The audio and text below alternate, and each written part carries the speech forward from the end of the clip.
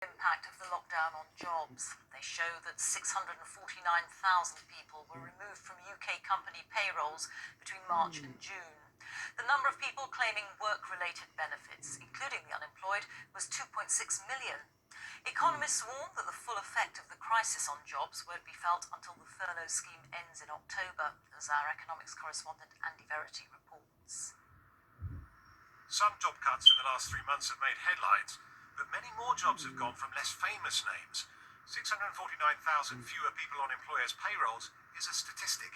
But for each person, like Phil Graham and Danielle Skinner, it's a heavy blow, both financially and emotionally.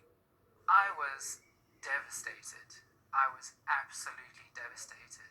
I do feel a sense of shame in a way because, for me, I don't like to be out of work. I love working. I love being in a job. Danielle had just got her first job in November at a digital marketing company that got made redundant 2 weeks ago. She's applied for 50 jobs and had only 2 responses. Redundancy was the last thing on my mind. I just thought I'll be placed on furlough, and then when things start to settle, I'll, eventually go back into work. Phil lost his job as a pilot and trainer in March when his airline Flybe went bust. There's little prospect of getting back to the job he loves. I wish I knew what I could do now.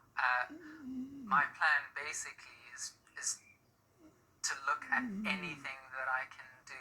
I try and call the recruitment agency and I cannot get through to them.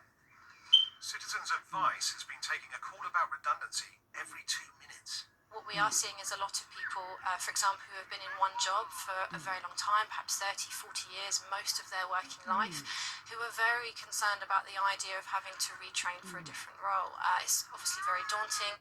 Today, the biggest survey of its kind revealed that 29% of companies are planning to shed staff in the next 3 months, the highest figure on record, and 28% have shrunk their workforce in the past 3 months. More is going to need to be done to help businesses keep people in employment. We'd like to see the government look again at cutting employers' national insurance contributions. That way, they'd be cutting the upfront costs that businesses face and allow them to pay their people rather than the tax man during what will be a difficult few months ahead. The number of jobs being shed doesn't show up in the official jobless count, which wasn't designed with a pandemic in mind. The survey the unemployment figures comes from asks if you're actively seeking work and if you're available for work, and if you answer no to either of those 2 questions, you're not classified as unemployed. But if you lost your job in April or May, you may well have said, no, I'm not available, because the government's instructed everyone to stay at home. So you could have lost your job, but still not be classified as unemployed. Today, Labour criticised the government for taking a blanket approach rather than targeting the worst affected sectors. The government said the best thing was to continue to open up the economy to get businesses up and running. For Phil and Danielle, meanwhile, they're looking for work at a time when vacancies have hit a record low. Andy Verity, BBC News. The social media company Twitter has apologised and promised to take significant